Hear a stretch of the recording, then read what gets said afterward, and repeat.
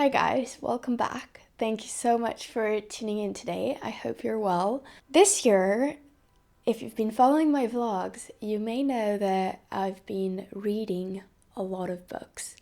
And this is something that never happened before. I started reading things that I was interested in about 3 years ago. But if I would read maybe around 10 books a year, I'd be proud and very happy. So my goal for this year was to read initially 1 book a month, so 12 books. The reality is that I got so sucked in to reading. Maybe it was due to lockdown, maybe it was the summer at the lake, I don't know. I just got so into it that I have almost read 50 books this year, and I am planning on finishing the year having read 50 books, which is insane to me. I have never read so much in my entire life. I really wanted to open my mind to new genres and types of books that I was not used to reading before, and kind of like see what was out there. And I picked a large variety of books over the year, and I wanted to make a video about the best and worst books that I've read this year. Obviously, this is just my personal opinion. That doesn't mean these are bad books or great books. They're just books that I have either enjoyed or not so much enjoyed. I hope this will give you some ideas of books that you may be interested in reading during the holidays or next year. I might do also a video about my 2021 reading list. I am very aware that this will change throughout the year as things go by and as I discover new things. But I wanted to give you guys a little bit of a tour of the best and worst books that I've read in 2020. So let's start with the worst books and keep the best for the end. So the first book that I have really not enjoyed this year is called The Bookstore by Deborah Meyler. This is a book that I read quite in the spring, like at the start of the year. And I don't know, I just really didn't enjoy it. It kind of felt like nothing much was happening. I couldn't relate with the main character. It was just not my type of book. It was not my kind of mood. The next book that I didn't like much this year, or somehow didn't really work for me, I don't think at all this is a bad book, but it's Become What You Are by Alan Watts. And this is a book that I started reading while I was in Bali. And I don't know, maybe it was just not in the right time to read this book.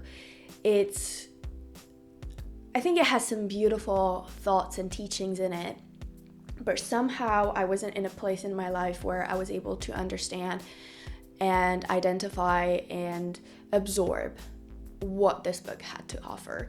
So this is not a book I'm giving up on. I think I will be reading it again in the future, but just right now, it didn't really hit home for me. And I wanted to share a non-fiction book that I didn't enjoy because all the other ones are fiction. So yeah, this one was one.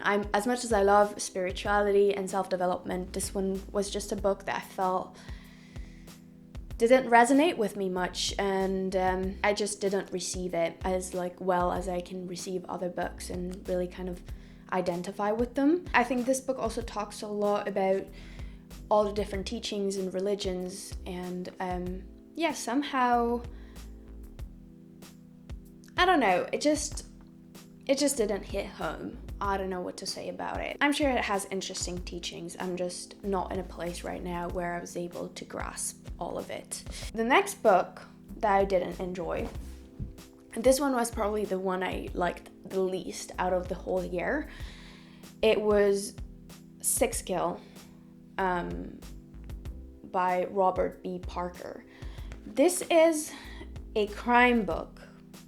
And as I said, this year I tried to read all types of different genre of books, and I realized that the crime genre, or at least this specific book, I did not enjoy at all. I did read some thrillers. I read The Girl on the Train, which I really, really enjoyed. It's not that I don't like the genre at all. I'm very picky with it probably, and it's not my go-to genre. But this book I just really didn't enjoy. I feel like it kind of reflects the kind of movies I will enjoy or not enjoy.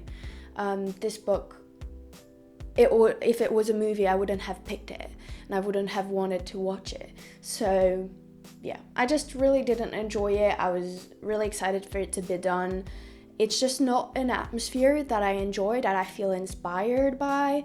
Again, this is not necessarily a bad book, it's just not a genre that I typically or a way of writing that I enjoy. It's a lot of dialogues, a bit, almost just dialogues the whole time, which is not bad, but it almost feels like you're reading a script a little bit. Just wasn't for me. Next book was a book that I read this summer, The Orange Blossom Days by Patricia Scanlan.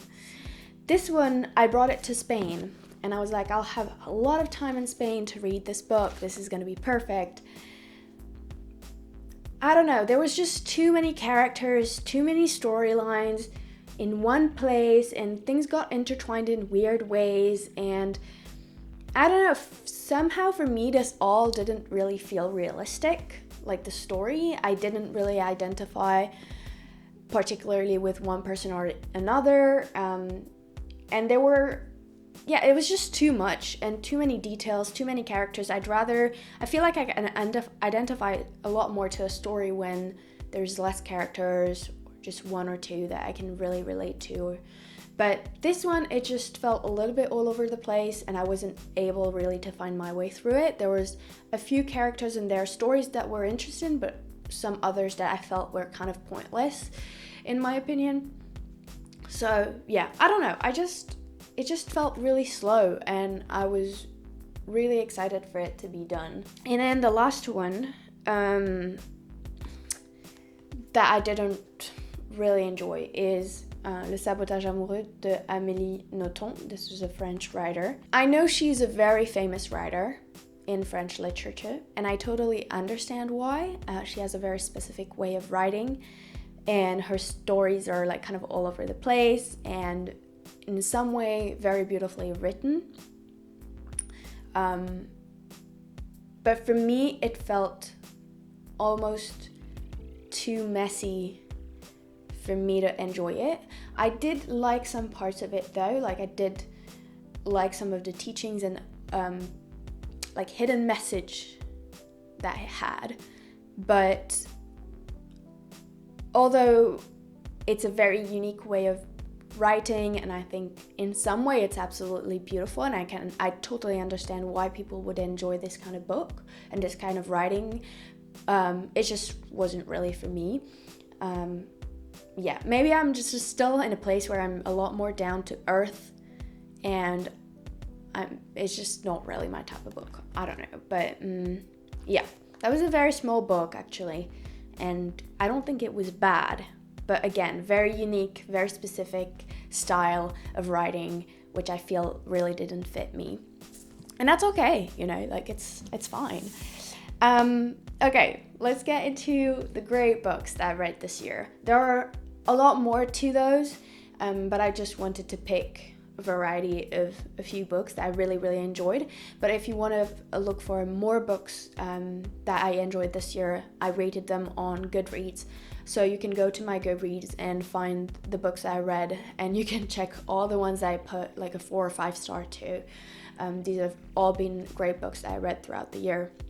I've also talked about some of them in my like season book videos or in the vlogs, so yeah, just in case. But here are 5 books that I read this year and really enjoyed. The first one, and I've talked about this one before many times, is Fashionopolis by Dana Thomas. This was a great book about the fashion industry. I highly recommend it. It's relatively new, so very representative of the present moment in the fashion industry and where it could lead to, and what's being done in the world. Really enjoyed this book. I think it was one of a kind. It was the only book that I read that was specifically about the fashion industry this year, so it really stood out for me. I think it's just a great book to learn more about the impact of fashion and the future of it. So if you're interested in that, this is a great book. This is a great book also to offer to people, who are interested in that topic. Really enjoy that. It's written by a journalist, so it has kind of this documentary vibe to it, which I really enjoy. And I tend to also really love watching documentaries, so it totally makes sense for me to enjoy these types of books. Also, it's about a topic I enjoy, so that makes sense. Next book I really enjoyed this year, and I really didn't expect any of it, is this book, which is called Petite by Sarah Gysler. I don't know how you say her last name.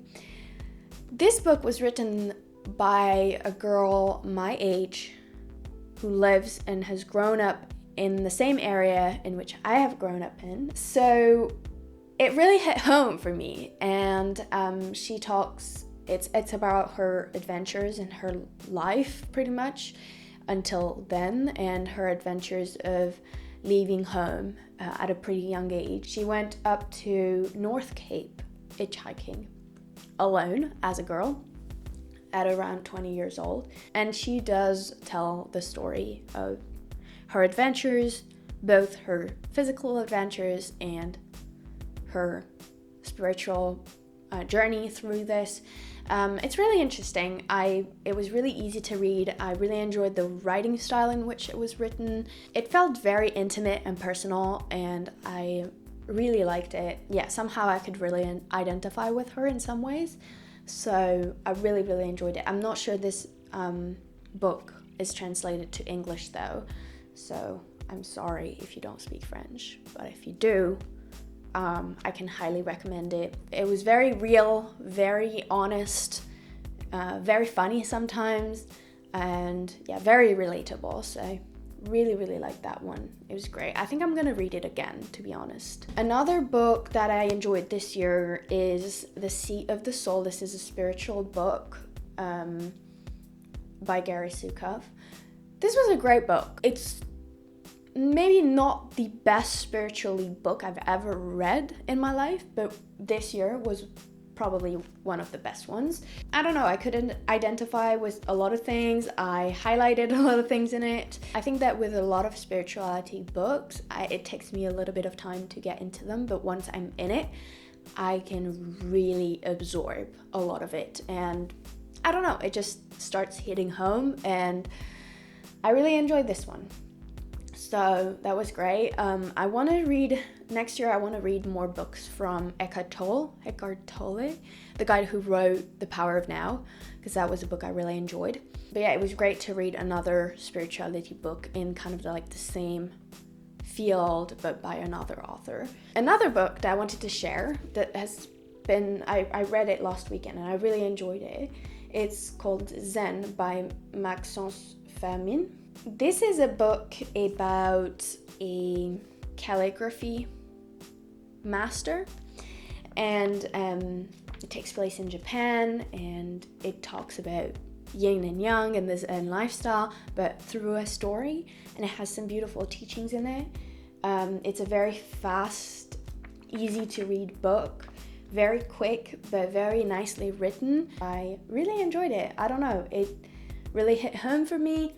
And it was different from the other types of books that I read, so yeah, it was really nice. And then the last book that I read this year that I really enjoyed is Daring Greatly by Brene.